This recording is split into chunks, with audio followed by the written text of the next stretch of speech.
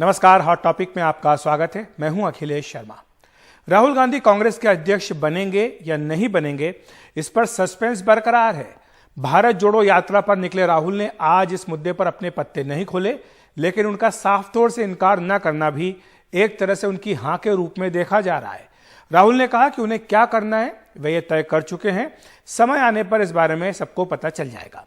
उन्होंने ये भी स्पष्ट कर दिया कि वे भारत जोड़ो यात्रा का नेतृत्व नहीं कर रहे, बल्कि इसमें हिस्सा ले रहे हैं।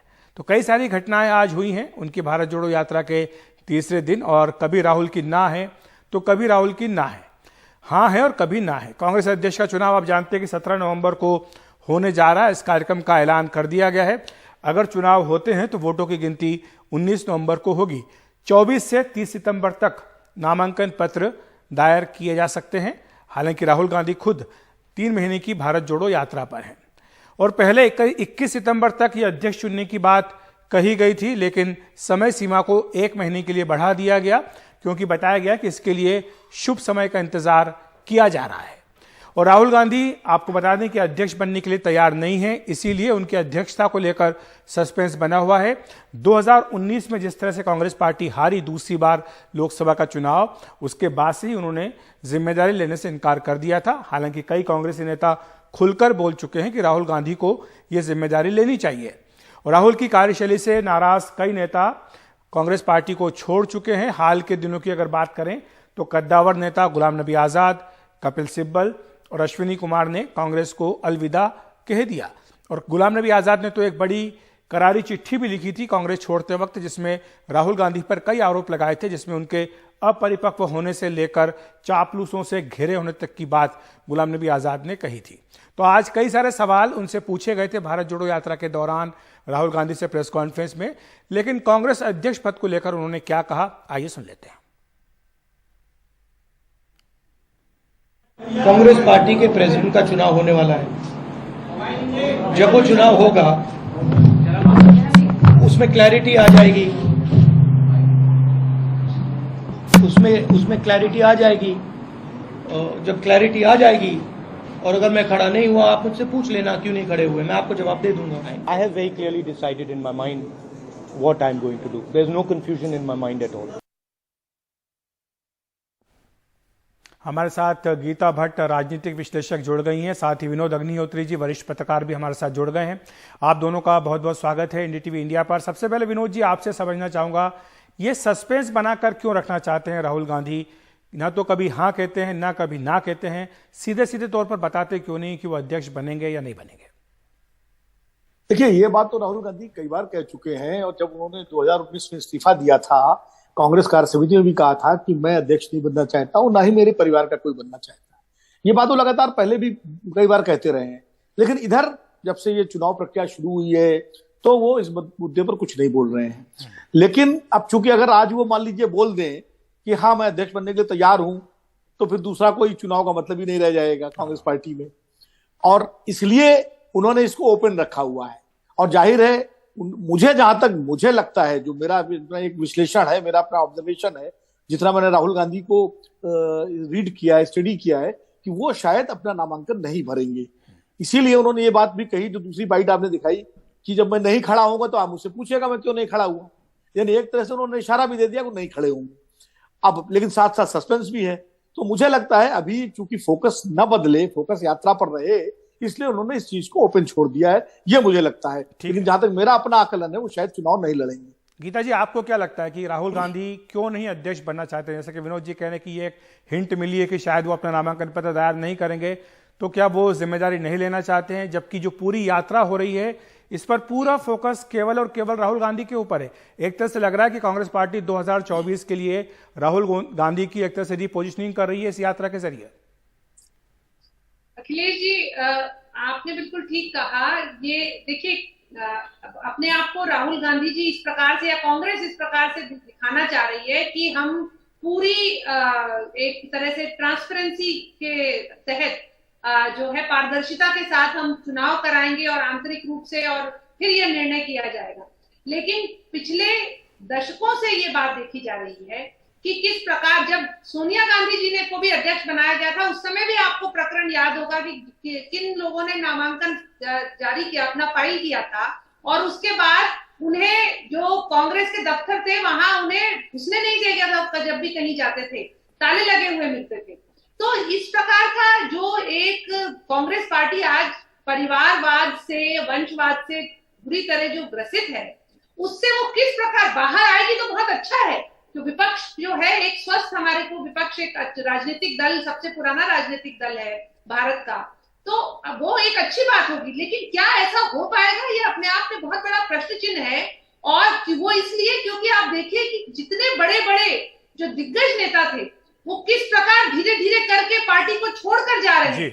और आपने खुद ही अभी बताया, गुलाम नबी आजाद जी ने जिस प्रकार से बताया अपनी चिट्ठी में कि किस प्रकार इतने महत्वपूर्ण निर्णय किस प्रकार से राहुल गांधी जी के द्वारा लिए जाते हैं या उनके आसपास के लोगों के द्वारा दिए जाते हैं, तो कितनी गंभीरता है उनकी अपने पार्टी। ठीक है गीता जी, मैं विनोद जी के पास जाना चाहूंगा। विनोद जी, जो बात गीता जी कह रही हैं कि अगर राहुल गांधी खुद चुनाव नहीं लड़ते, जिस बात का हिंट ऐसा लगता है कि शायद दिया भी गया है, तो फिर आपको क्या लगता है कि जो भी अध्यक्ष बनेगा क्या उसके पास ताकत होगी?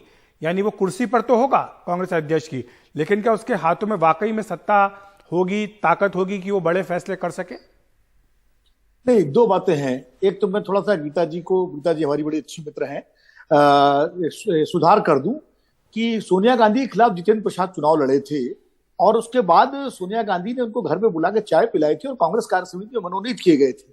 बाद में उनका निधन हो गया तो उनकी पत्नी कांता जी को जो है टिकट दिया गया, वो चुनाव हार गई। बाद में जितेंद्र प्रसाद उनके बेटे, वो लगातार कांग्रेस पार्टी के मंत्री रहे 10 साल तक और तमाम पदों पर रहे। तो ऐसा नहीं है कि उनको कांग्रेस कार्यालय में घुसने नहीं दिया गया था। जितेंद्र प्रसाद ही खुलेआम चुनाव लड़े थे और तो कोई चुनाव लड़ा नहीं। दूसरी बात ये है, ये आप वो शायद सीताराम केसरी वाले एपिसोड का जिक्र करना चाहती हैं। सीताराम केसरी के खिलाफ शरद पवार और राजेश पायलट चुनाव लड़े थे और उसके बाद वो पूरा चुनाव हुआ था। वो चुनाव हमने, दोनों चुनाव मैंने कवर भी किए थे और उसके बाद सीताराम केसरी अध्यक्ष चुने गए थे। और नहीं, जब उन्हें हटाया गया, पार्टी जब सीताराम केसरी को हटाया गया, शायद उस किस्से का जिक्र करना चाह रही हैं। हाँ, वो हटाया गया, वो अलग चीज है। वो तो चुनाव नहीं हुआ था, वो हटाने का एक तरीका था कांग्रेस। वो तो एक बहुत ही मतलब जिसको किसी तरह से इसका औचित्य नहीं ठहराया जा सकता, जिस तरह उनको हटाया गया था वो तो। लेकिन मैंने चुनाव की बात हुई इसलिए मैंने थोड़ा सा संशोधित किया ताकि आगे कभी जब दूसरा जिक्र करें तो वो स्पष्ट करें। दूसरी बात यह है, जो आपने दूसरा एक पूछा था कि क्या पूछा था, मैं थोड़ा सा भूल गया। मेरा सवाल ये था कि अगर राहुल गांधी चुनाव नहीं लड़ते हैं तो फिर जो भी अध्यक्ष बनता है, चाहे वो अशोक गहलोत बने या कोई और बने, या फिर जिस तरह के मुकुल वासनिक का नाम लिया जा रहा है, इनमें से अगर कोई बनता है तो क्या इनके हाथ में ताकत होगी बड़े फैसले करने की? देखिए, एक चीज है, राहुल गांधी इस यात्रा के जरिए अपनी लीडरशिप, नेतृत्व अपना वो स्थापित करना चाहते हैं और वो नेतृत्व बिना अध्यक्ष पद के भी हो सकता है। महात्मा गांधी अध्यक्ष हमेशा नहीं थे पार्टी के, कांग्रेस पार्टी के, लेकिन नेता थे। नरेंद्र मोदी जी कभी बीजेपी के अध्यक्ष नहीं रहे, लेकिन अब तो देश के प्रधानमंत्री हैं। कांग्रेस में तो ये परंपरा रही है ना विनोद जी की जो प्रधानमंत्री होता है वो अध्यक्ष होता है पार्टी का। नहीं, ऐसा भी नहीं रहा। इंदिरा गांधी प्रधानमंत्री थी और शंकर दयाल शर्मा अध्यक्ष थे, ब्रह्मानंद रेड्डी अध्यक्ष थे, देवकांत बरुआ अध्यक्ष थे। तो ऐसा भी हुआ कि जब प्रधानमंत्री ना हो तो भी अध्यक्ष दूसरे रहे। इधर पिछले 20 सालों से मनमोहन सिंह प्रधानमंत्री थे, 10 साल रहे, और सोनिया गांधी अध्यक्ष, वो भी हमारे सामने ही है। तो लेकिन राहुल गांधी का जो मॉडल है, मुझे लगता है, जो मैंने रीड किया है कि अब उनका मॉडल जो है संगठन में पद न लेकर के एक लीडर के रूप में रहने का है। जैसे आज की तारीख में नड्डा जी अध्यक्ष बीजेपी के, लेकिन फैसलों में तो मोदी जी की भी छाप रहती है ना। बिल्कुल, तो फैसलों में अमित शाह जी की छाप रहती है। जाते जाते 1 मिनट में आप अपनी बात पूरी कर दें कि जिस तरह से ये पूरी प्रोजेक्शन हो रहा है राहुल गांधी का इस यात्रा के जरिए, लेकिन ये बात अलग है कि जो अन्य विपक्षी पार्टियां हैं वो शायद इसके लिए तैयार नहीं दिखती है। खासतौर से ममता बनर्जी का अगर आप बयान देखें, वो हेमंत सोरेन की बात करती हैं, अखिलेश यादव की करती हैं, नीतीश कुमार की बात करती हैं, लेकिन कांग्रेस या राहुल गांधी की बात उन्होंने नहीं की। तो यानी राहुल गांधी को अपनी लीडरशिप बाकी पार्टियों में मनवाने में शायद दिक्कत आएगी।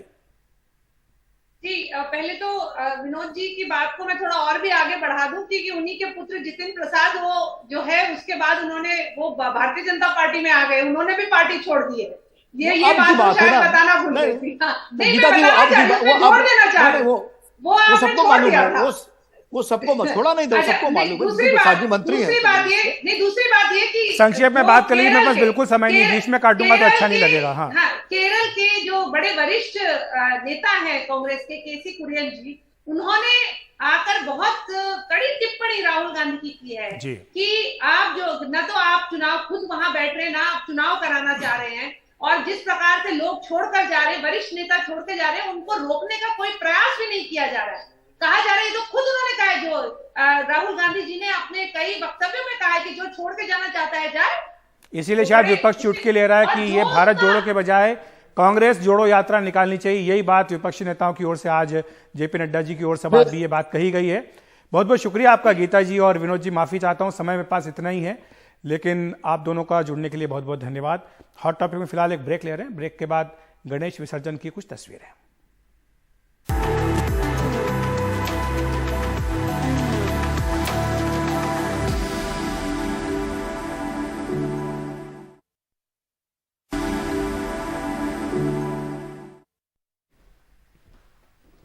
बीजेपी अध्यक्ष जगत प्रकाश नड्डा ने छत्तीसगढ़ में चुनावी शंखनाद कर दिया है।